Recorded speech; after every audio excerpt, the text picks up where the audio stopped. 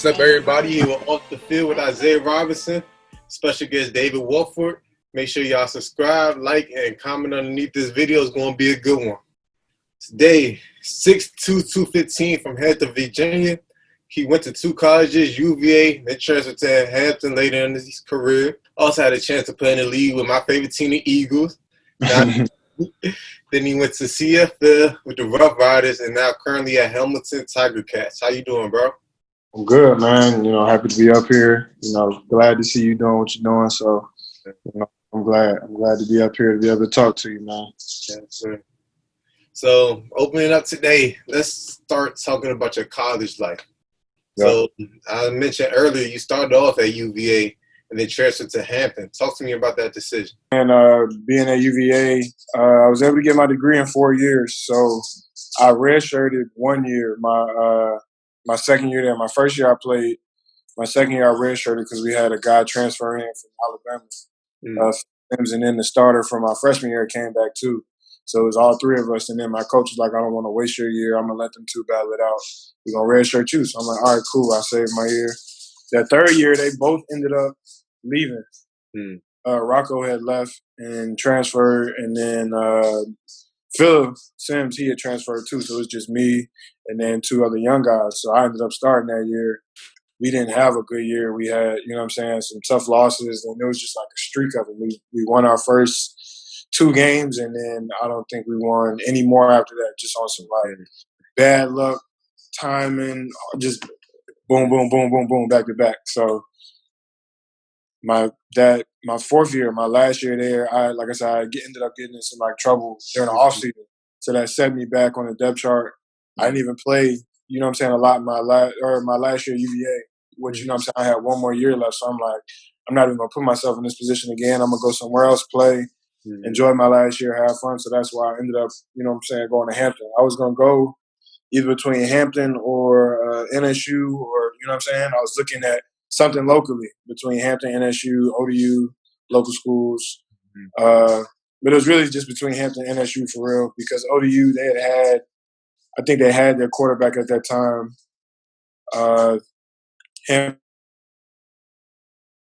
Norfolk State didn't really either. But I just like Hampton's offense better at the time with Coach Maynard and Coach Taylor and all of them. So, yeah. So, tell me, you say your junior year, y'all had a losing record. It was 2, and y'all didn't win the rest of the game. So tell me, like, how you being the quarterback and like you still have to manage the team yourself and just make sure that the team really doesn't break apart for future years. Like, how did you go about that? I mean, it was tough, man. It was hard because as a QB, like my first year starting, and then, I'm an older guy, leader on the team, and, it's a lot. I put a lot on myself. I put a lot of the blame on me as far as, I should have been better. I should have been, a better leader, a better quarterback. I put a lot of that on me. Of course, you have coaching and all that stuff, but that's stuff that you can't control. You can only control what you do, how you perform. And my performance wasn't up to par at that point. I had a bunch of turnovers. We led the nation in drops. I think we were one of like the top 10 teams in drops. I forgot what it was, but I know we were up there really high. And it was tough. But I think the guys going into that spring, we kind of knew, like we knew we had a lot of young guys. We knew we had a lot of talent. And I think going into that spring, we felt like, if we were able to like really stick together and just everybody was to buy into, what we had going on, that we would be able to, turn things around and make things better, set things up for the future. And I think that's what we did for the younger guys that we had, the freshmen and the sophomore guys, my last year, that we set the tone for them. Like, so the next year, I think they still had a rough year, the year I was at Hampton, but then like 3 years after that, we started to get back to winning. Now you're seeing that they, we put in the groundwork for them. We come through and have, we had the struggles in order for them to, have the success that they have now. But I mean, I'm happy to see them doing what they're doing now and having the success they had. But yeah, I mean, it was tough. My junior year dealing with that stuff because it was just, I don't know, it was having to deal with being, you know what I'm saying, the face of the program, but then dealing with all the negativity that comes with it too, because we weren't winning. It wasn't like we were getting a bunch of positive praise. It was like, dang, Virginia, lost another one this week, or you know what I'm saying? It was just like 3 in a row, 4 in a row, and we'd be like, dang, like what is it?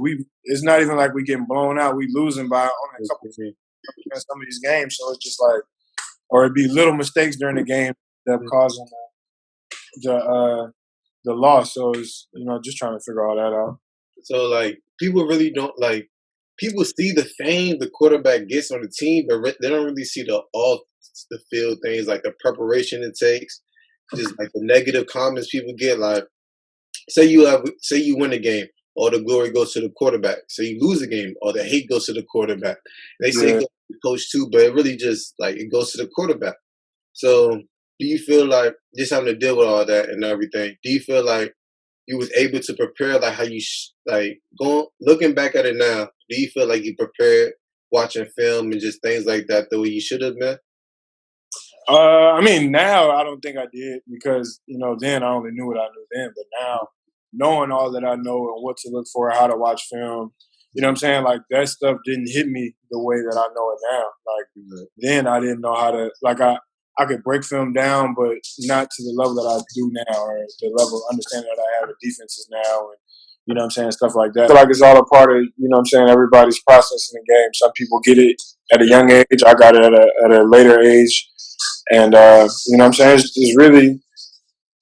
it's really about what you do with it moving forward. You know what I'm saying? I try to give the knowledge that I have, that I've received over the years and that I have now to younger guys when I talk to them or just when I'm working out with younger guys, getting them to think, you know what I'm saying, different than just we're going to come out here and just throw these routes. But I want you to think mentally why we're throwing these routes and how we're throwing them and what is the, you know what I'm saying, why we're holding the safety for account with our eyes to be able to get this hole shot on this cover 2, you know what I'm saying, the honey hole shot or the bang 8. If I know I got cover 3, you know what I'm saying, I want to work this bang 8 on the right side.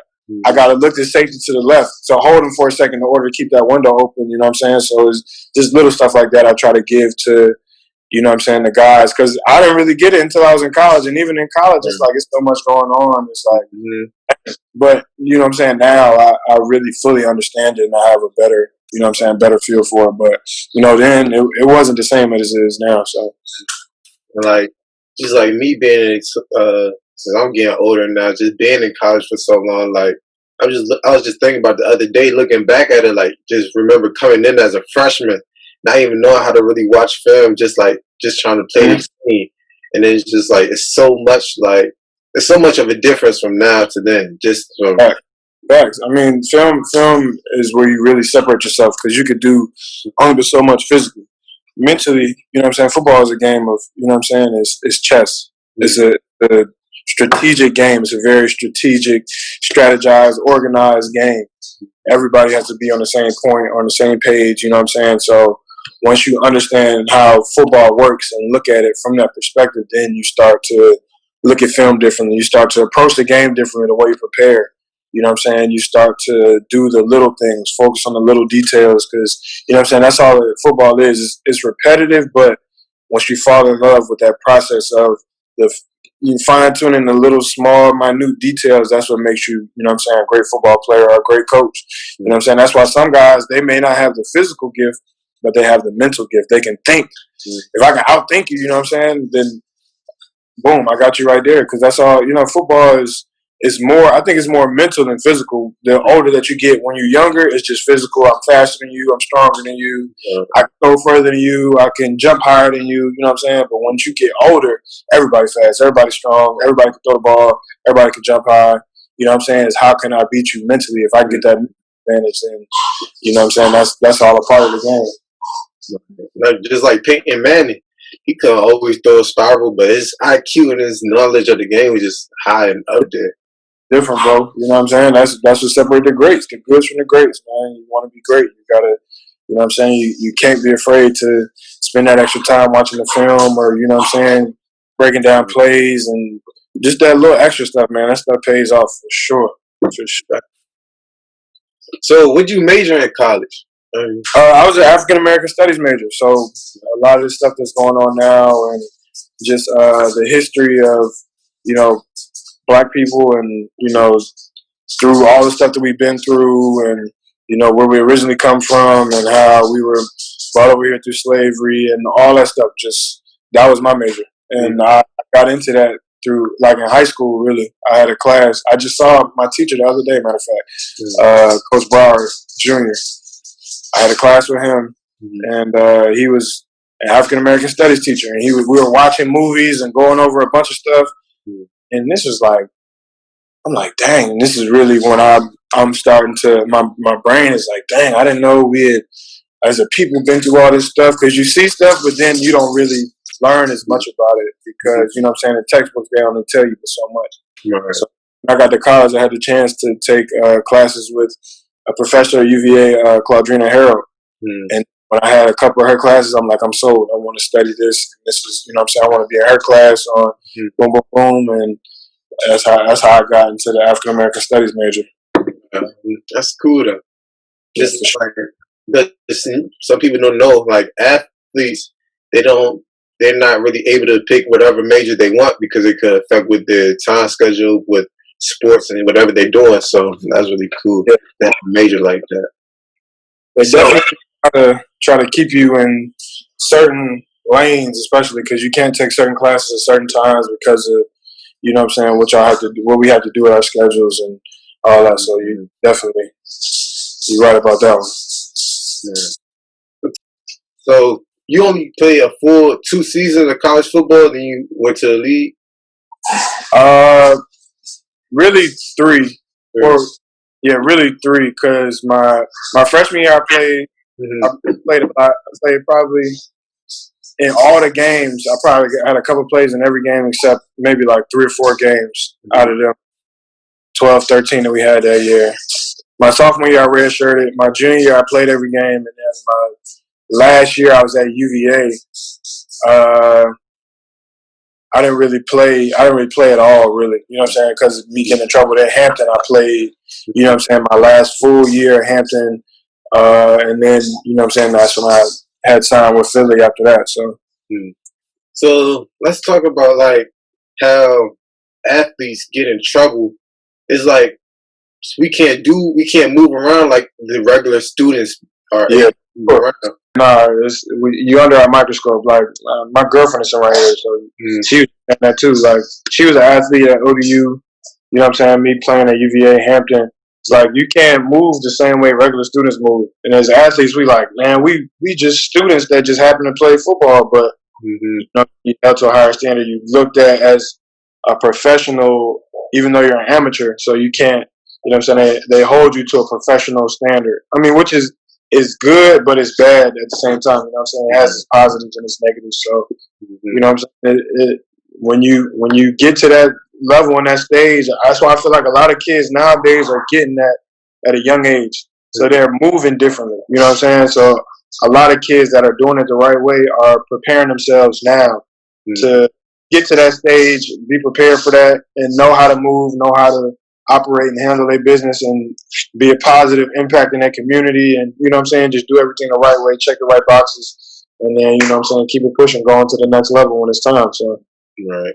And I feel like media nowadays is just a whole other world. Like it wasn't like this when we was growing up, but now it's just like it's crazy now. So like that brings so much more different light to come into our athletes now to make it even harder. So like say the athlete's 21, he goes to the bar. People will take a picture of him because he's at the bar. And just like he couldn't even be drinking, he's just there. So it's just like I mean had that stuff when we was in college, I was at the bar when I was 17, bro. We was just I was doing college stuff. I'm just doing stuff like my teammates going, I'm gonna go with them, Like I'm fresh out of high school. I graduated high school in December to go to college in January. So it's not like I'm about to just sit in my room. I'm like, I'm about to go hang out with my boys. You feel me? So 17, I'm in the bar. It's like, dang, if we had social media then, it would have been a lot of people in trouble, Just it's just different now. Social media has grown up into this very big, it's like news instantly. So you put something out there or you say something or somebody take a picture of you, it's out there, it's there for good. You can't, you know what I'm saying? So it's just like, you got to move smart and just be careful how you operating in this day and age now. So Right. don't mind if you hear it growling in the background. That's my dog. Good. They all pits? They pits? Yeah, 2 pits. I'm about to bring my dog up here. Actually, yeah, that's some company. So, any tips you can share the audience to prepare them for the college experience, both on and off the field? I would say I'll give you 3 for each one. Mm-hmm. For off the field, college, number 1 is get your degree. Whatever you got to do, whether you got to, you know what I'm saying, tutoring, extra, you know what I'm saying, if you need time with the teacher, go talk to the teacher. But number 1 most important thing, the reason you go to college is to get your degree, to further your education. You there to play football, basketball, whatever you do, yes. Mm-hmm. But at the end of the day, it's a business. Right. And like they use you and use your name and your likeness and your face and your image to bring money into that school, you got to make sure you run that check on that school too. I want my degree. I came here to get this paperwork so I can have a better life for myself. Because if I go to school, I bring them all this money, but I don't get my paperwork, I'm only hurting myself. Because then after school is done, you know what I'm saying? Not everybody goes to the league. It's you know, it's one in every team, 1 or 2, 3 guys that's gonna go to the league, depending on where you at. If you're at a big school, yeah. If you're at a little school, it's not happening like that. So the main thing would be off the field, get your degree. I guess what we was just talking about, just making sure you're moving smart in this day and age and social media, and you know what I'm saying, all this stuff can get out there quick and it can blemish your name, hurt your image, and just don't put yourself in any dumb situations. You feel me? But my third point, have fun, man. Enjoy that. Them 4 years, 5 years, however long you spend in school, man, that is going to be the best times of your life. When old folks used to tell me that, when my old heads, my uncles, and you know what I'm saying, old heads from around the neighborhood would be like, man, school going to be the best 4 years of your life. I'm like, yeah, I mean, because I'm in high school. In high school, you like, that was the best 4 years. You get to college, you like, man, this is crazy. On the field, off the field. Okay, I did off the field. On the field, getting prepared for college. I would say, be ready to compete in all phases. You know what I'm saying? You got to be able to compete. You got to get out your comfort zone. You know what I'm saying? Because you can't grow in comfort. You got to be uncomfortable in order to grow, in order to find out who you really are, because you're away from, you know what I'm saying, for the most part, most guys are away from their comfort zone. You're in a completely different place. You're a little fish in a big tank. So now you got to establish yourself, find out who you are, you know what I'm saying? That's going to bring the best out of you. So just that, be ready to compete, be comfortable being uncomfortable so you can grow, and you know what I'm saying, and just enjoy it. You know what I'm saying? Take advantage of every moment. Don't count your reps, make your reps count. I hear a lot of coaches say that, but I mean, that stuff really it makes a difference when you're in college, because a lot of guys get caught up in that. Oh, well, I'm not going with the 2s. I'm going with the 3s. Blah blah blah. I'm not getting no reps. But then you know what I'm saying, when you're out there with the 3s, you're looking like a 3. You're not looking like a 2 or a 1. Because the coach, if they see you going out there busting your butt every time you get a rep, they're like, come on, let's bump him up to this dude in the 2s is slacking. Then you go with the 2s and you busting them too. You like, man, let's get him with the 1s, man. He need to be with the starters. And then you done got you a spot. You feel me? You done came up real quick just because you stayed down, stayed true to the grind, bro. You just gotta. It's a grind, man. It's not easy. You see a lot of the fun and the glamour and glitz, and everybody think, oh man, they don't see the work that you put in when nobody else is watching, the blood, sweat, the tears, the long nights, the early mornings, the freaking 25, 30-degree workouts for winter workouts where you got mat drills and this snow on the ground. You're like, man, we going out in this? And they're like, yeah, we got mat drills. So they don't see all that. So you just got to be prepared to, you know what I'm saying, handle all that when it comes. Right. So the crowd don't know about the mat drills. Talk about the mat drills. How long do those be lasting? Man, I remember when we was at UVA, bro. We had different. The setup for it was crazy. So we would have mat drills outside. I think my my freshman year, I can't remember if we got the indoor facility my junior year. We were building it my sophomore year. I think it was finished. It was building it at the end of my freshman year, all through my sophomore year. It's finished by my junior year. So we had that, and then my senior year, we still had the indoor too. But my freshman year, we was going outside, snow, 6 in the morning. You know what I'm saying? It's 30 degrees outside. The sun not even up right now, and we out there getting it, bro. You out there working, busting your butt, man, doing all kind of circuits and all outside. You know what I'm saying? It's just like you got to be mentally prepared for that. You got to, you know what I'm saying, wake up ready to go. Because if you're not, you're going to get exposed. And then, you know what I'm saying, if I'm looking at a guy who's supposed to be a leader, but then he out here slacking, he not bringing the energy, he not, you know what I'm saying, leading the group or just doing the things that a leader should be doing, then the coaches and then your teammates start to look at you crazy, like, you was talking all this, but then now when it's time, and then that all goes into practice and, you know what I'm saying, games and all that too. But they try to break you with mat drills, bro. I remember we had like a group of Navy SEALs come, and we started the night before. We had mat. Listen, this shit crazy. We had mat drills that night, late at night in the indoor. Then we slept in the locker room because we kept we had to start the drills over again. You know what I'm saying? If one person broke or, you know what I'm saying, we started the whole drill over. So we out there till it was late at night. And then they like, all right, we're going to see y'all at 5 in the morning at the AFC, which is the Aquatic and Fitness Center on campus. You know what I'm saying? Anybody can go as long as you're a student. We had to get in the pool, our sweatsuits. We had to go in the deep end, take the sweatshirt off, pass it to your teammate, and put his sweatshirt in the pool, bro. That's crazy. Just all kind of crazy stuff, bro. They had us like, man, we was in there like jousting, fighting people with we had like, look, man, it was crazy, bro. That's crazy. That I'm telling you, them Navy SEALs, what is it called? The program, I think it is. They go around to different colleges, and they came to us like 2 years in a row. And them mat drills that you like, I don't know. I don't know. But, you know, you got to dig deep, find something within you to keep you going and keep pushing. So those are the mat drills that we got you thinking, do I really want to play this sport? Yeah.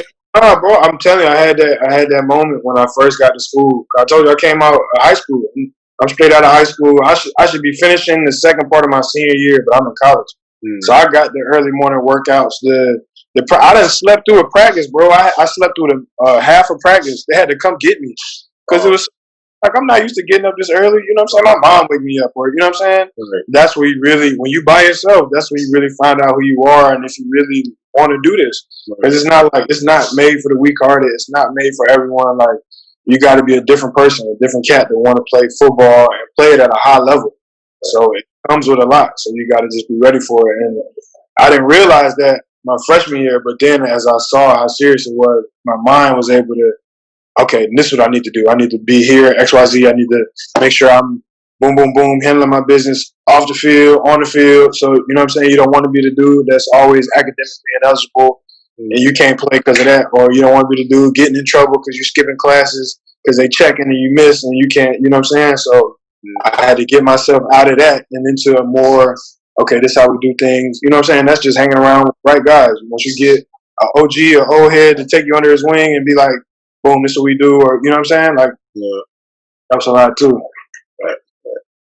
So talk to me about your career when you first got signed to the Eagles until now.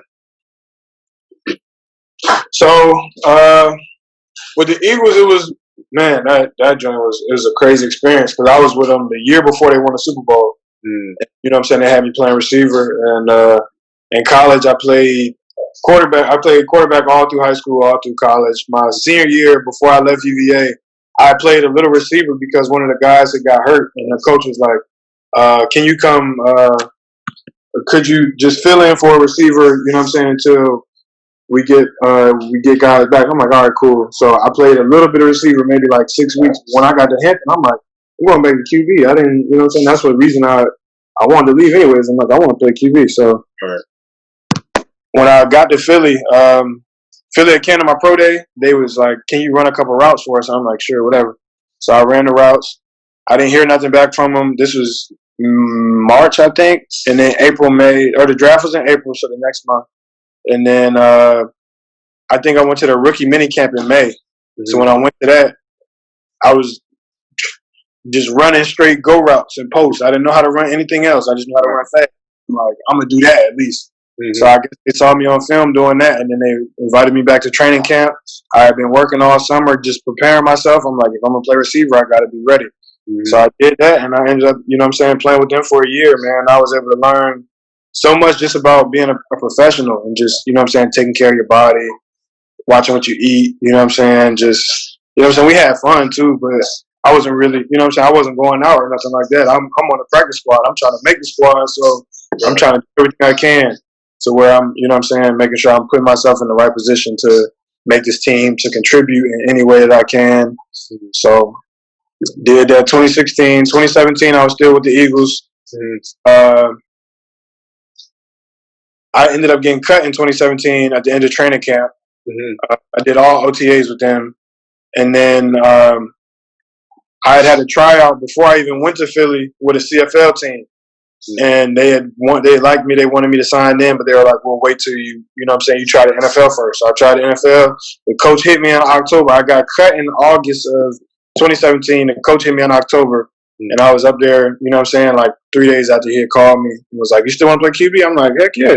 Right. So they got me a ticket. I got my passport, and then I flew up to Canada, and I've been up there since then, bro. Just Saskatchewan was 2017, 2018, and the beginning of 2019. Then I signed with Hamilton at the, in July of 2019. We ended up going to the Grey Cup, which is the Super Bowl up there, and it's crazy, bro. We lost. We ended up losing. It was a crazy game, but it's been fun though. The journey has been definitely a marathon, bro. It's It's not always what you want it to be, but it's what God has for you. What God has for you, no man can stop. You can't even stop it. You just gotta prepare yourself for it. So that's all I've been doing, bro. Just trying to put myself in the right position. Control what I can control. Let God handle the rest.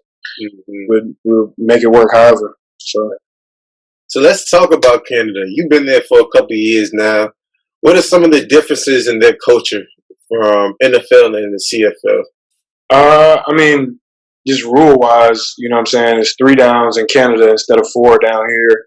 You got 12 players.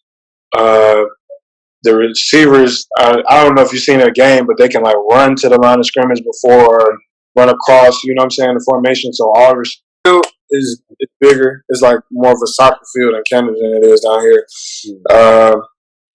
You only get 3 downs instead of 4. So if you don't convert on 2nd down, you punting on 3rd down instead of punting on 4th down. Oh, wow, I didn't even know that. Yeah, it's an extra player, so you get an extra receiver on offense, but then you got an extra DB on defense. It's just little stuff like that. Other than that, it's just dudes flying around, just having fun playing ball, or It's really not too much other than that. And then I feel like up there it's just more. It's a lot of space, but then with that extra DB on defense, it took me a little while to understand defenses and how to read them, and because they can do so much. They got an extra guy, so it's they can confuse you, or make it look like one thing and it be something else. But it's fun though, bro. It's a fun game, and if I'm sure if anybody has ever watched it or seen a Canadian football game, is really not over until that joint is over, because you can score so fast with the time, and just the natural speed of the game, because you got to move 10 yards every 2 plays. You feel me? Because if you're not doing that, you punting the ball to the other team. So it covers a lot of you can have a 14-point change in 2 minutes, and you'd be like, what the hell? We just on top. Yeah. So what surprised you the most about Canada as a whole? Anything surprise you? As a whole, I can't really say much surprised me other than just being able to see that stuff, see just different parts of Canada, and just being able to be exposed to that culture, and just being able to play football put me in a position to travel the world, basically. I get to explore Canada and visit all these beautiful places that I've never see. You know what I'm saying? Like if I wasn't playing up here, I probably wouldn't come up here just for fun. You know what I'm saying? But now that I play here, it's like, dang.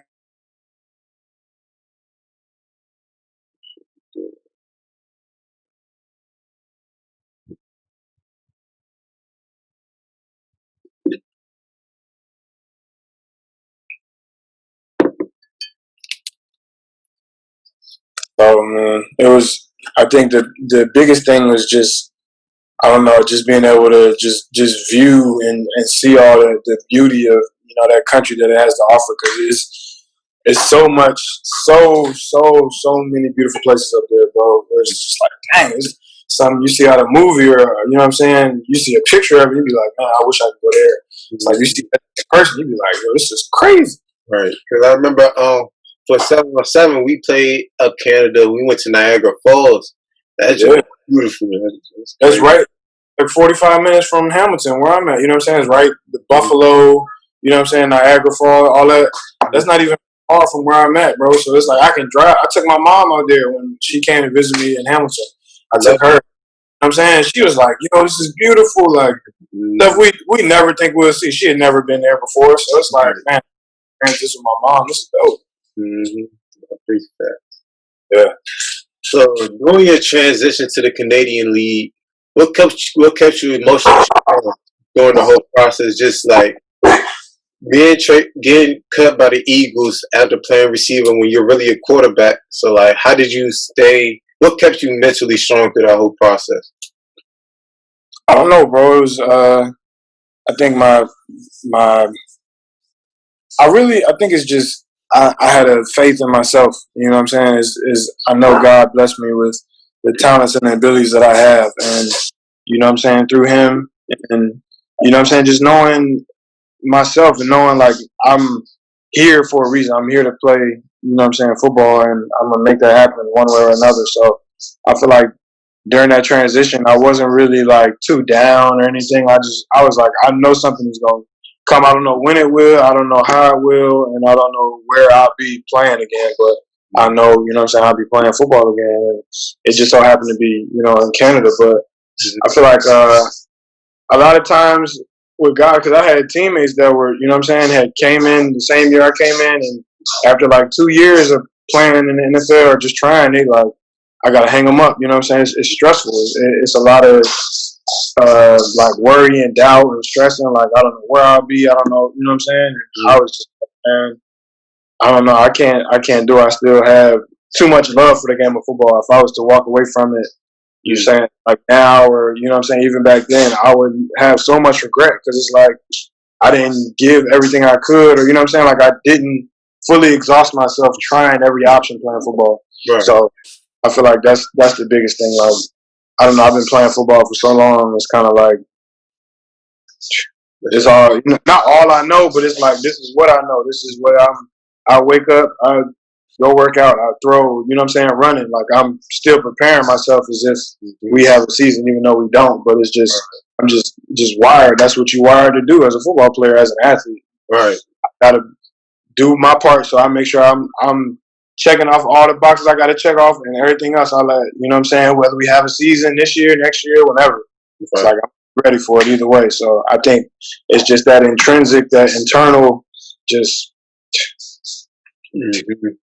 I feel like something was going to come. I just had that belief, bro, and just kept my faith in God, and, you know, He made it shake, so. So now that you solidified yourself as a professional quarterback, if a team asked you to play receiver, would you be open to it? Why or why not? If they're talking that bag, yeah. Talking that bag. I had that conversation with my friends, and they got mad at me because I was like, nah, I don't want to play receiver. And I was like, are you stupid? And I'm like, nah, but I don't want to play receiver. And then they was like, what if they offering you X amount of dollars for X amount of years? And I'm like, okay, well, you know, then we can talk. Because if it's a bag talking, then oh yeah, I'm gonna go get the bag, because football it's not gonna last forever. So I'm gonna go get that so I can secure that for my future and my family. But you know what I'm saying, I wouldn't want it. It's not like my agent has asked me like, would you think about going back to receiver, or, you know what I'm saying, and he was like, I don't think you should, but I was like, I don't want to anyways. Like I don't want to play receiver. I put too much time and work into developing myself as a quarterback. So I'm saying that's what I'm gonna play. But if a team was to call, if the Eagles were to call me and be like, "Yeah, we want you to sign for 2 years. We'll give you $500,000."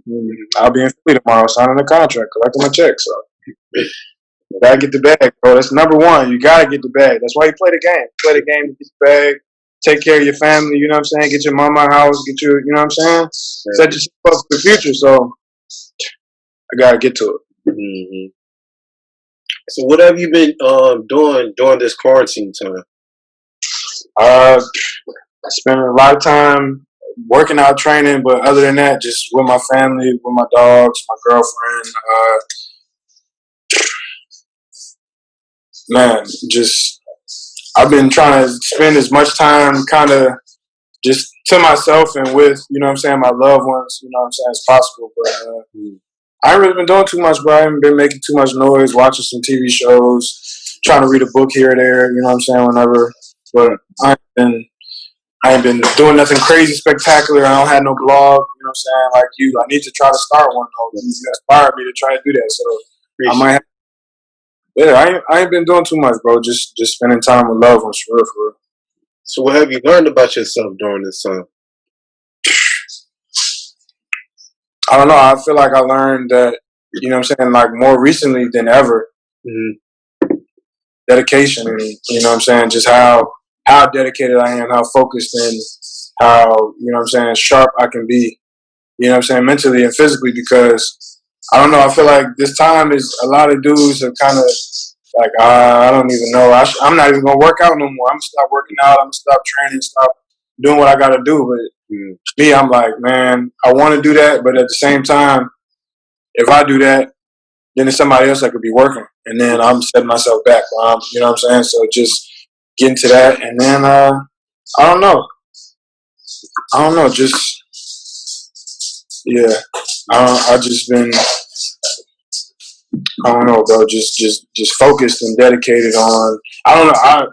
I miss football. That's what I learned because I be watching YouTube clips of damn football games they got up there, NFL, college, whatever. I've been just, I don't know, bro. I learned that without football and sports, this shit is crazy. It is crazy. No, I fixed that. Bro, it's wild. You seeing this basketball stuff, but I mean, I feel like another thing that we as people, everybody learn is just like where you stand on this social justice issue that's going on in today's society, and just seeing, you know what I'm saying, I've learned a lot about just people that I've, you know what I'm saying, seen or associated myself with, and just, you know, just seeing a lot of people come together and really stand tall in this battle, and, you know, what we have going on, and using their platforms and using their voices to try and, you know what I'm saying, make a change for, you know, the future and, you know, the next generations to come, our kids and their kids, you know what I'm saying? So I think it's been pretty dope too. I've had a group of friends. We've started this, it's like a social justice, I don't want to say like, it's like it's an initiative. It's groundwork stuff right now, but we're trying to lay the foundation to use our voices and use, you know, what we have going on to be positive and spread some positivity and, you know, just bring issues to light and, you know, just try to make change in our community, because that's the most we can do. So that's really good, though. I like that. Fuck with that. For sure, bro. Appreciate it. When we start getting stuff in motion, you'll see it. We'll definitely promote it and everything too. For sure. When we get it in motion, I'll make sure I post it a lot. It'll have its own page and all that stuff too. So we'll be good. Now we get to the hot seat questions of the interview. All right. You're invited to a dinner party. What are you bringing? If I'm invited to a dinner party, what do I bring? Do I know what kind of dinner party it is? What is it? I'm gonna say Thanksgiving dinner party. Oh, Thanksgiving? What do I bring? Me, I'm gonna bring some kind of dessert. I'm bringing some dessert. That's it. Yeah. I might get my girl to make banana pudding, or, you know what I'm saying, make a dessert together. But I may bring dessert. Or I might get my aunt to make some macaroni and cheese, and I'll bring that because her macaroni and cheese is, you know what I'm saying, it's the best. Ain't no Thanksgiving without mac and cheese. That's a big fat. Pretty fat. Next question. Name a song that's always stuck in your head. That's always stuck in my head. Victory Lap by Nipsey Hussle. Anything by Nipsey Hussle for real. More recently Larry Jones than Nipsey for sure. If you can't sleep in the middle of the night, what are you doing? What do you do? If I can't sleep in the middle of the night, what do I do? Watch YouTube or something. Find something that either something informative that I have to learn from, or I'm watching football. So find something on YouTube. I'll get tired eventually. Knock out. So that's all for the interview. I want to say thank you again for coming on, bro. Really appreciate it. Already. And don't forget to like, subscribe, and comment under this video. Anything you want to say to the people? Keep going, man. It ain't a sprint, it's a marathon, man. Just keep pushing through the good, through the bad, through the ugly. Keep it pushing, man. Just keep one foot in front of the other. That's how you make progress. All right, bro.